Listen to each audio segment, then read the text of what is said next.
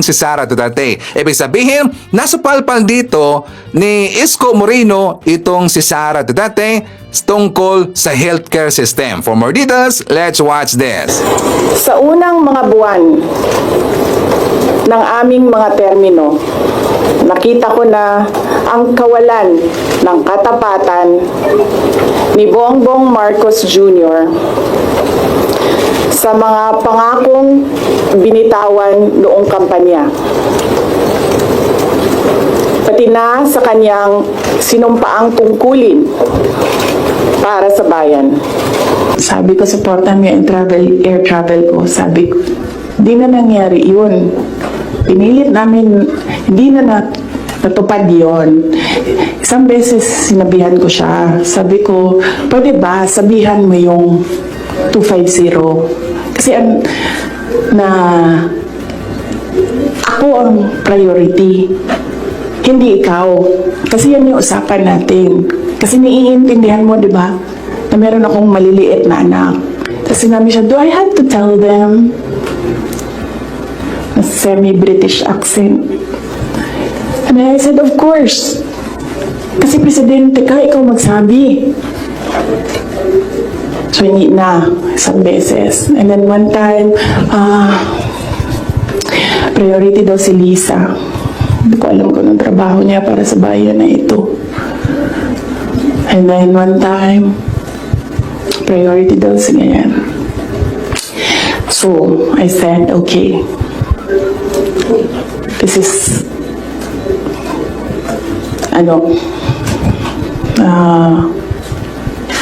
some form of insincerity. Okay, wala naman problema yan. Maliit na bagay lang yan kasi akin. Problema ko lang naman yan. Hindi man yung problema ng bayan. Problema ba ng bayan? Paano ako babiyahe? I can fly, and I can softly fly. Let the world know what you know. Patawad kung may nagkakasakit at binabawian bigla ng buhay dahil sa kakulangan ng maayos at epektibong healthcare system. Una po ay Ginoong Pangulo, ako'y taus-pusong nagpapasalamat sa inyo sa patuloy na pagtulong nyo at suporta sa pamahalaang lokal. Hindi lang sa Maynila, kundi sa buong bansa. Maraming salamat po, Mr. President. Ito'y patuloy na inyong pagsuporta sa pagpapalakas ng kakayanan ng lokal na pamahalaan na tugunan ang pangangailangan ng ating mamamayan, lalo na pagdating sa serbisyong pangkalusugan. Kompleto ka na, Mr. President. Zero billing. Pinataas mo ang coverage ng PhilHealth. O tapos ngayon, magpuproduce ka pa ng maraming doktor, nurse.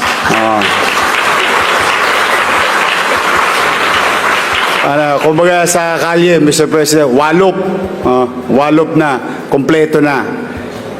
Kaya po, Mr. President, hindi po kayo nagkamali sa pagbibigay ng suporta sa pagtatatag ng bagong gusali ng pamantasan lungsod ng Maynila College of Allied Health Sciences.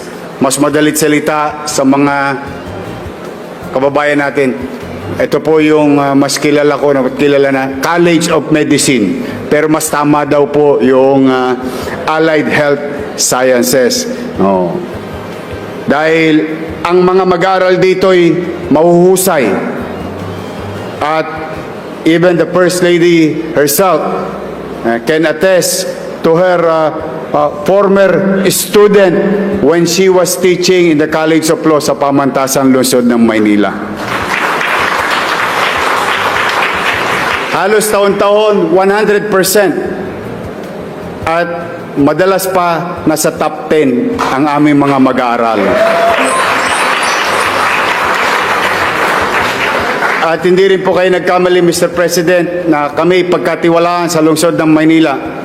We guarantee you, in our own little way, with all the resources and might, physical ability, that we will finish this on time as scheduled, like what we did with Baseco Community, Condominium 1, Condominium 2, Binondominium 1, San Lazaro Residence, San Sebastian Residence, Pedro Hill Residence, Albert Elementary School, Manila Science High School, Rosauro Almario Elementary School, at yun nasa harapan po natin na Manila Zoo. At itong ospital na Maynard. All done in less than 3 years at the height of pandemic.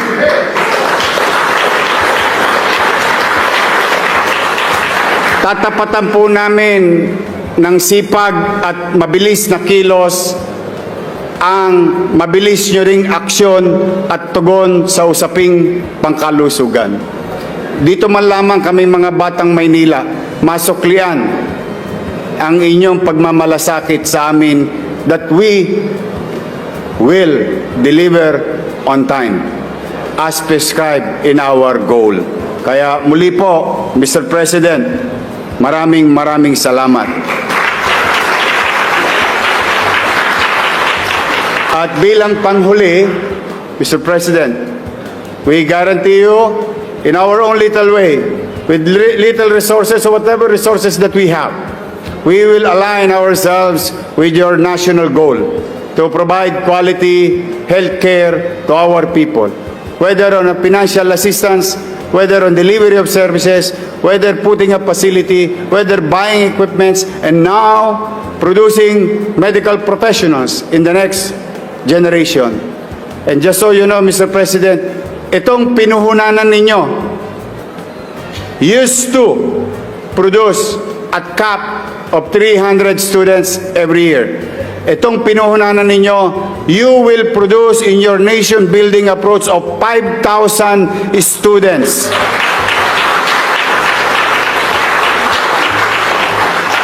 And it's worth every penny of taxpayers' money. Kaya muli, thank you, Mr. President. Maraming salamat po on behalf of the people of Manila. We wish you good health. We wish you to be successful in your commitment and fulfilling your duties to our people. And we will continue to support in our own little way. Maraming salamat po, mahal na Pangulong Ferdinand Bongbong Marcos Jr. Thank you. I cannot kneel before each and every Filipino to beg for forgiveness. Instead, I offer my life, my strength, and my future in the service of our nation. Mga kababayan, ibalik natin ang tapang at malasakit para sa Diyos, sa bayan, at para sa bawat pamilyang Pilipino. Ako si Sara Duterte, tatakbo bilang Pangulo ng Pilipinas. Syukran. In terms of yung problema na na meron tayo ngayon dito sa Pilipinas, do you think kaya mong ayusin? Kulang ang 6 years para ayusin ang isang bansa. Minimum of 30 years. What the fuck? Siguro kung parang walang tulugan, wala ng 25 years.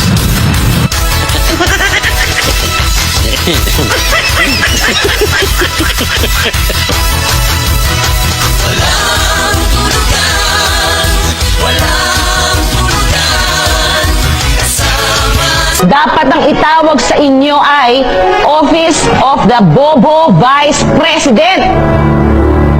Sayang binabayad ng tax sa inyo ng taong bayan sa kamangmangan ninyo. Oh, di ba?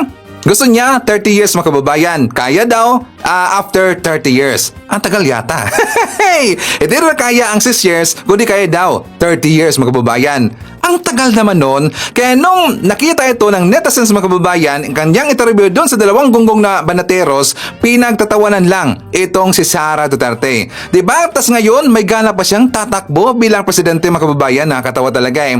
Wala kasing direksyon ang kanyang pamahalaan. Diba? At kapag si Sara ay magiging presidente, lalagapak ang ating ekonomiya ng ating bansa mga kababayan. Kasi nga walang direksyon ang pamahalaan eh. Ibig sabihin, matatakot yung mga investors, yung mga negosyante papasok sa Pilipinas. Kasi nakikita nila na kapag presidente ito si Sara, wala itong gagawin, kundi ang kanyang tatrabahuin lang mga kababayan kung papaano niya maipapakulong yung mga taong nagbuking sa kanya o nagbuking sa kanilang anomalyang ginagawa. Yung mga taong nagpapakulong kay Digong doon sa ICC at kung sinong nagbunggar sa kanya na meron siyang anomalyang or korupsyong ginagawa. Doon lang siya magfo-focus mga kababayan, di ba? Kaya nga nakakatakot na kapag ito si Sara ay magiging presidente kasi kawawa ang bansang Pilipinas. Nakakatawa talaga eh. So tama yung sinabi ni Muka Oson na tatawaging Pubo Office yung OBP. So ngayon, before tayo magpapatuloy mga kababayan, siyempre, i-shoutout muna natin ang ating mga suki or mga early birds, yung nanguna na nag-comment dyan sa baba sa ating comment section. So nandyan sila si Aurora Daben. Hi to Samway Blanc from Riyadh, Saudi Arabia. Nandyan din si Annie Bautista. Kelly de Guzman Capono from Tagaytay City, Cavite.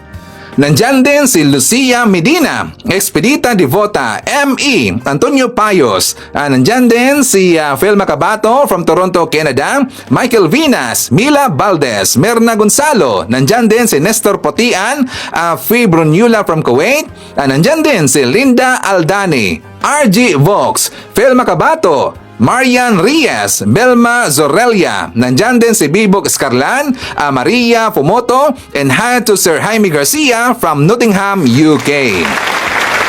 Okay, so tingnan nyo, paninira lang ang ginagawa ni Sara Duterte mga kababayan. Kasi nga, bakit hindi niya nakikita yung nakita ni Mayor Isko Moreno mga kababayan?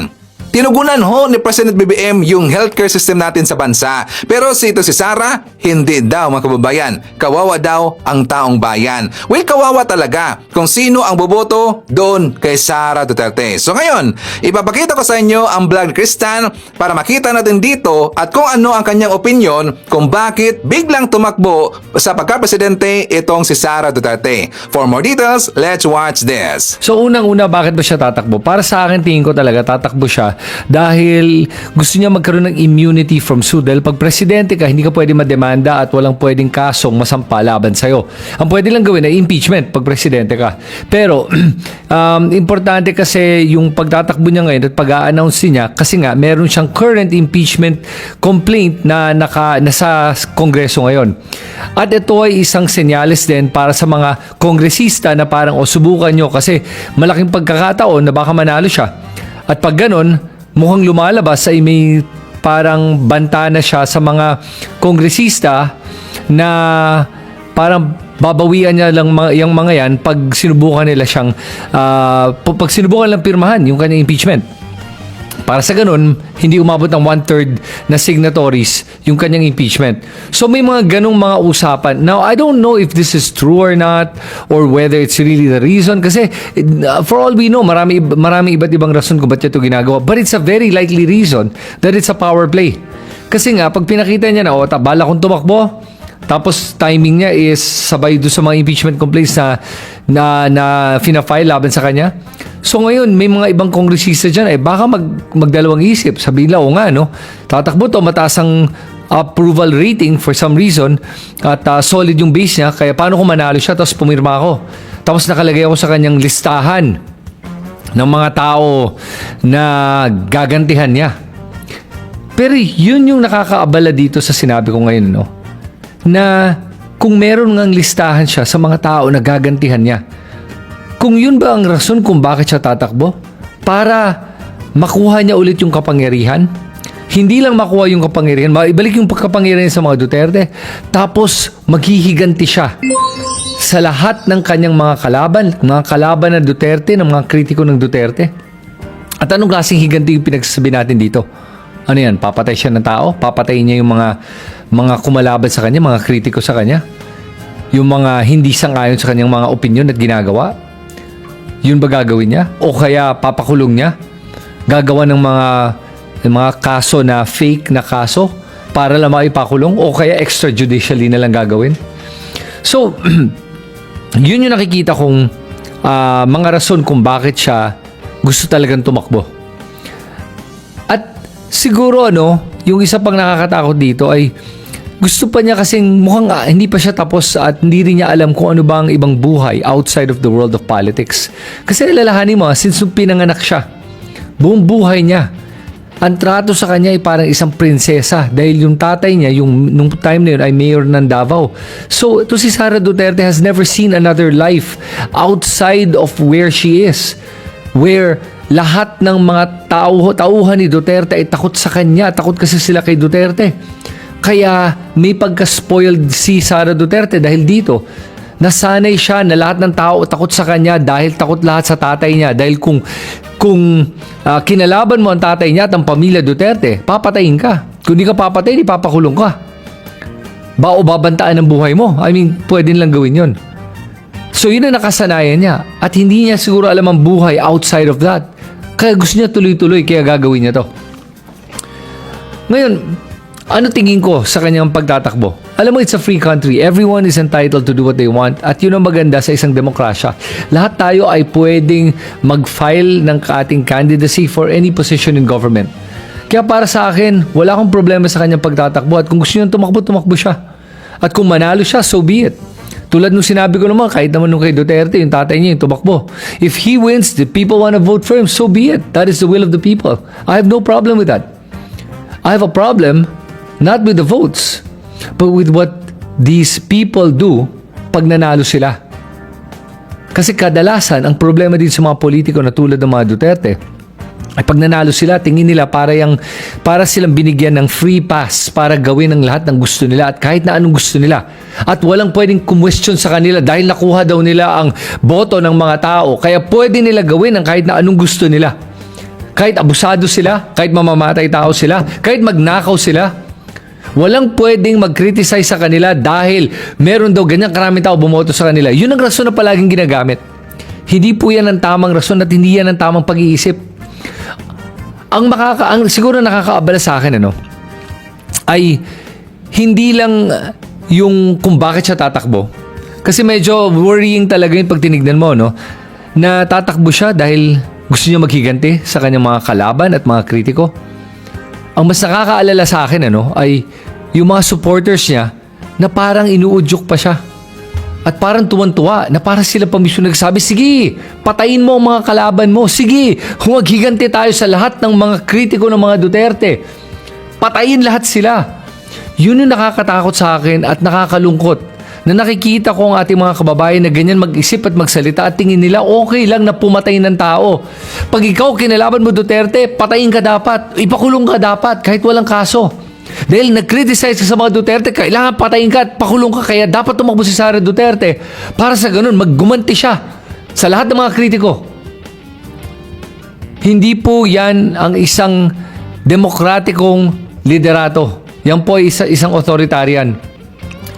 At yun yung nakakatakot dito sa mga taong gano'n dahil sila pa mismo ang nagtutulak kay Sara Duterte na gawin itong mga extrajudicial actions laban sa mga kapwa Pilipino na hindi lang sumang-ayon sa mga gusto niya. Na naging kritiko lang sa kanyang mga pagiging abusado. Sa mga issues niya, yung mga corruption na ginawa niya. Alam po nyo, nakakaawa yun sa akin na nakikita ko talaga yung mga kababayan natin na mga supporters si Duterte na ganyan mag-isip. Okay lang na suportahan mo siya kung gusto mo Ang nakakatakot talaga yun yung mga baluktot na yung pag-iisip. Hindi nga nag-iisip ng tama Kadalasan pa nga yung mga iba dito, mga Kristiyano o mga Katoliko. Tapos ganyan sila mag-isip, ganyan sila magsalita. Alam mo, tingin ko kadalasan naman itong mga taong ganito, hindi nila alam kung ano yung kanilang state of mind. Kulang sila sa self-awareness, kumbaga. Hindi nila na-realize kung ano na yung sinasabi nila at kung yung sinasabi nila ay hindi na tama. Yung pag-iisip nila ay hindi na nasa tama.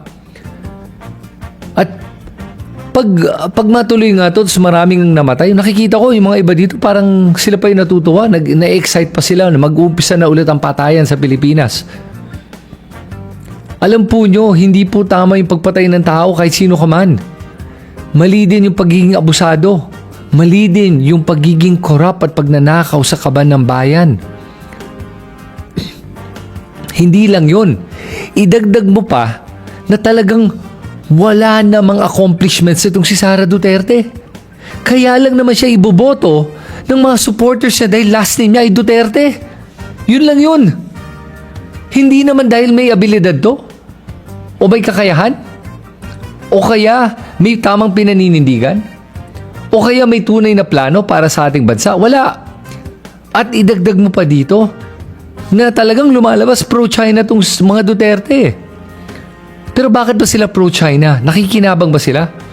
Alam po nyo, nung panahon po nung tatay niya, talagang nalungkot ako para sa ating bansa nung dumami yung mga dayuhan dito na galing sa mainland China at dumami yung mga kriminal dito at bastos sa ating mga kababayan. Ginawa tayong mga second-class citizens sa ating bansa. Tapos hindi lang yun, pumayag pa si Duterte nung time na yun na magpa-dock ng isang military navy ship sa Davao. Tapos nagpa-land din ng isang military plane sa Davao. Tapos hindi man lang in-inform ang ating AFP. So parang lumalabas talaga kakampi niya China. Inamin naman niya na gusto niya maging province of China. Inamin niya yun. At mismo si Sara Duterte nga, alalahanin natin, ay nag-greet ng mga mga mahalagang kaarawan ng China in Mandarin. Hindi na nga nila tinatago na mas maka-China sila kaysa mas maka-Pilipinas eh. Hindi na nga nila tinatago yun eh.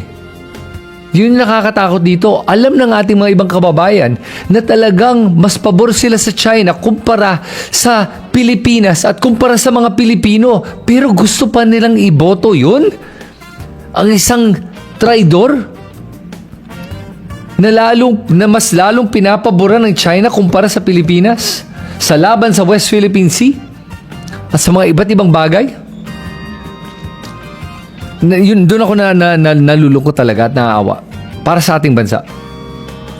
Pero kung tingin ko mananalo siya, ibang usapan yun. Oo, mataas rating siya ngayon. Pero sa akin, like I said, lahat tayo may karapatan tumakbo at kung sino yung mahalal, di siya ang magiging presidente ng Pilipinas. Kung tingin ko mananalo siya, tingin ko hindi. Dahil mas malakas ang tiwala ko sa ating mga kababayan. Dahil naniniwala ako na mas matalino naman yung ating mga kababayan kesa dun lang sa pagiging panatiko. Tingin ko naman nakikita ng mga kababayan natin ang pinagkaiba ng isang taong mabuti sa isang taong masama at madilim. Diba? Yun lang yun. Kaya para sa akin, well, good luck sa Pilipinas. Pero, you know, I do wish her the best. Kung talagang tatakbo siya at tingin niya kaya niyang manalo, then go for it. And sa akin, manalo matalo. That's her right. And tingin ko talaga, ako lang mismo, hindi ko siya iboboto. Hindi ko siya talaga susuportahan dahil po ayoko po ng mga ganitong klaseng tao. Ito na nga po yung nangyari sa atin sa bansa natin ngayon eh. Yung mga abusadong mga makapangyarihan tulad niya. Abusado talaga. Hindi lang abusado. Okay, corrupt. Tapos, nagbabanta na pumatay ng tao. Yun na lang iniisip ng mga to. Yan ang Duterte trademark eh. Pagpatay ng tao. Malala eh. So yun lang guys. Kayo, nasingin nyo. Gusto ba nyo si Sara manalo? Agree ba kayo sa mga rason na binigay ko kung ba't siya tatakbo? O tingin nyo may iba pang rason? Sulat nyo lahat yan dito sa comment section sa ibaba. Ang problema kasi mga kababayan, itong mga DDS ay kulto na kasi ang pag-uutak nila. Na kahit anong gagawin natin, na pag-enlighten sa kanila, i-explain natin kung ano ba ang posibleng mangyayari kapag ito si Sara Duterte ang magiging presidente, binabaliwala nila yan. Bakit? Kasi nga, nandun na sa apelido ni Sara ang Duterte. Diba?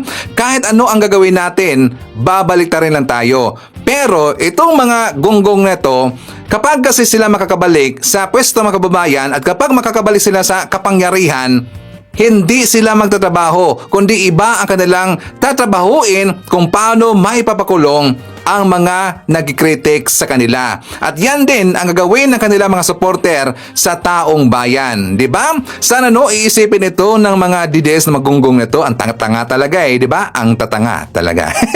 But anyways, ipapakita rin natin dito, syempre, hindi natin kakalimutan para malaman ng mga DDS at ng mga kababayan natin kung ano yung mga tinatrabaho ng ating presidente. For more details, let's watch this. Una po sa ating mga balita, sa harap ng pagsisikap ng administrasyon ni Pangulong Ferdinand R. Marcos Jr. na mapalago pa ang ekonomiya at masawata ang katiwalian, isang hakbang ang pinagtibay ngayon para sa pinalakas na paglaban sa money laundering at terrorism financing. Inatasan na ni Pangulong Ferdinand R. Marcos Jr. ang mga ahensya ng gobyerno na makiisa sa hakbang ng pamahalaan laban sa money laundering, terrorism financing at proliferation financing. Sa bisa ng Memorandum Circular No. 113 na nilagdaan ni Executive Secretary Ralph Recto, nagbigay direktiba ang Pangulo sa lahat ng mga ahensya ng gobyerno maging sa mga GOCC at mga lokal na pamahalaan na aktibong magbigay ng suporta sa Anti-Money Laundering Council o AMLAC at sa pagbuo ng updated na pambansang estratehiya laban sa money laundering. Ang AMLAC ang inatasan na manguna sa pagbuo ng National Anti-Money Laundering and Counter-Terrorism Proliferation Financing Strategy 2026 to 2030. Pinatitiyak din sa national at local government units na tiyakin ang kanilang Institutional Action Plan para sa NACS 2026-2030 ay naaayon sa kanilang kakayahan at pondo. Mahalaga ang NACS sa 4th Mutual Evaluation ng Asia-Pacific Group on Money Laundering sa 2027 kung saan susuriin ang pagsunod ng Pilipinas sa 40 rekomendasyon ng Financial Action Task Force o FATF. Matatandaang nakaalis na sa gray list ng FATF ang Pilipinas na mahalaga para sa paghikayat ng mas maraming investor sa bansa at pagpapababa ng bayad ng international transactions kabilang na ang OFW remittances. Tiniyak ng Malacanang na may mga hakbang na ginagawa ang administrasyon upang hindi na maibalik pa sa gray list ang bansa. Sa ngayon po alam po natin, nakatanggal na po tayo sa gray list ng PATF at kaya po nagpaimbestiga ang Pangulo at tuloy-tuloy pa rin po ang pagpapanagot sa mga sangkot upang maging malinis po ang ating bansa sa issue ng korupsyon. Bukas din ang Malacanang sa mga suhestyon na magbalangkas ng batas na mas magbibigay ng ngipin para tugunan ang money laundering sa bansa. Pero iginiit na ito ay nasa aksyon na ng mga mambabatas. May 2025 nang maalis ang Pilipinas mula sa gray list ng FATF matapos mapabilang dito noong July 2021. Mas pinalawig pa ang expanded pambansang pabahay para sa Pilipino program ng administrasyon ni Pangulong Ferdinand R. Marcos Jr. matapos ilunsad ang bagong rental housing project sa University of the Philippines, Los Baños. Bilang ikalimang rental housing development sa ilalim ng pinalawak na 4PH, magtatayo ng 2 gusali na may tig-5 palapag sa Pasiano Rizal, Bay, Laguna sa tapat ng UP Rural High School. Inaasahang magbibigay ito ng abot kayang upahan para sa mga mababang kawani ng UPLB at mga kwalipikadong informal settler families. Tinatayang makikinabang sa proyekto ang nasa 800 kawani ng universidad. Bahagi ito ng patuloy na pagpapalawak at pagbibilis ng expanded 4PH initiative ng Pangulo. Maliban dito, mayroon na ring masisimula na iba pang proyekto, katuwang ang lokal na pamahalaan ng Quezon City, Victoria City at Iloilo City.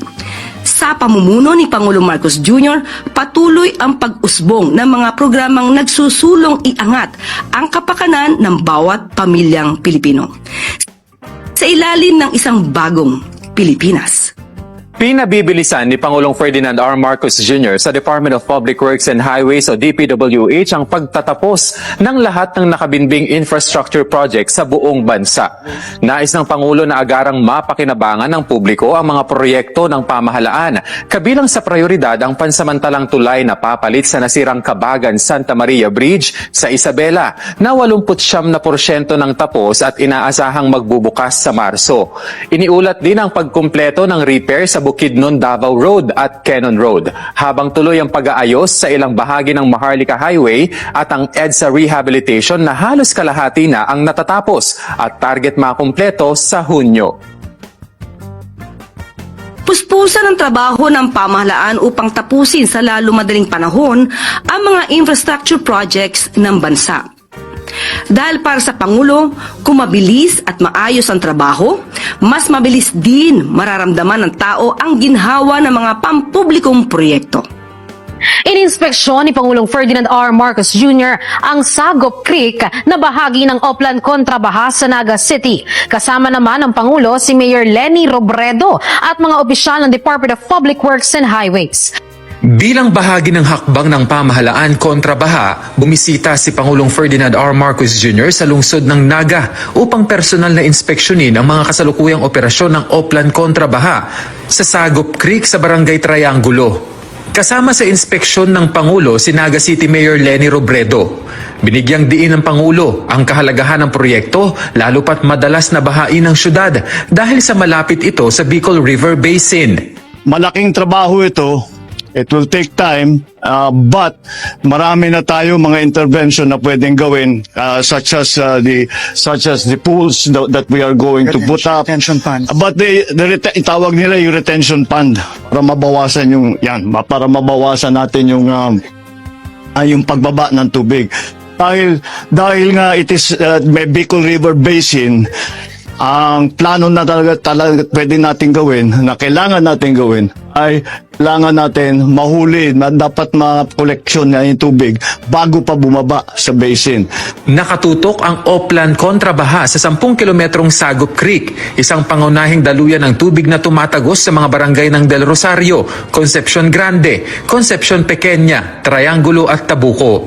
Sa pamamagitan ng Oplan Contrabaha, isinasagawa ang paglilinis ng mga kanal, pagtanggal ng mga iligal na hadlang sa daluyan ng tubig, dredging ng mga ilog, rehabilitasyon ng pumping stations, pagpapanatili ng flood control structures at pagbibigay ng kagamitan sa mga lugar na madaling bahain. Ito, desiltation lamang ito at hindi naman ito kagaya ng mga ginagawa natin sa ibang lugar. This is not going to be one time. We will keep doing this until we have the more long-term solutions. At hopefully, down the road, if we design everything properly, hindi na natin kailangan paulit-ulit na binabalik-balikan. Binigyang diin pa ng punong ehekutibo na wala namang nagbabago sa kagustuhan ng pamahalaan na tumulong sa mga lokal na pamahalaan anuman ang political affiliation nito. Kung sino ang nangangailangan ng tulong, the national government is here to help. So as you know, I came from local government, kaya I have great sympathy for the situations of local government, the different constituencies, the cities, the provinces, the towns, the municipalities. Kaya whoever comes to us for help, we will do what we can to help. There is not an increase, there is not a decrease, it's not political, it's only because it depends on the need. And that's why we are here today. Bukod sa Naga City, nagsasagawa na rin ang DPWH ng kaparehong operasyon sa Metro Manila, Cebu at Bacolod at naghahanda ng ganitong hakbang sa Laguna, Iloilo City at Cagayan de Oro bilang bahagi ng pinalakas na kampanya ng administrasyon laban sa pagbaha. Samantala nilinaw naman ng Pangulo na walang halong politika ang pagbisita niya sa Naga, lalo't na itaon ito ilang araw matapos mag-anunsyo si Vice President Sara Duterte na tatakbo ito sa pagkapangulo. Giit ng Presidente, mas kailangang tutukan ng trabaho. Hindi namin pinag-uusapan yun. Alam mo, I think the mayor will agree with me na serbisyo muna bago politika. The most political thing that we did today, I wore my pink socks. My pink socks in honor of Mayor Leni. We did not discuss. Serbisyo muna bago politika. Marami pang kailangan gawin. Marami pa kaming kailangan gawin. So, we will get to that. Aabot din tayo dun. Nang hingan naman ang reaksyon ng Pangulo kaugnay sa pagtakbo ni VP Sara, Nothing really. That's her choice.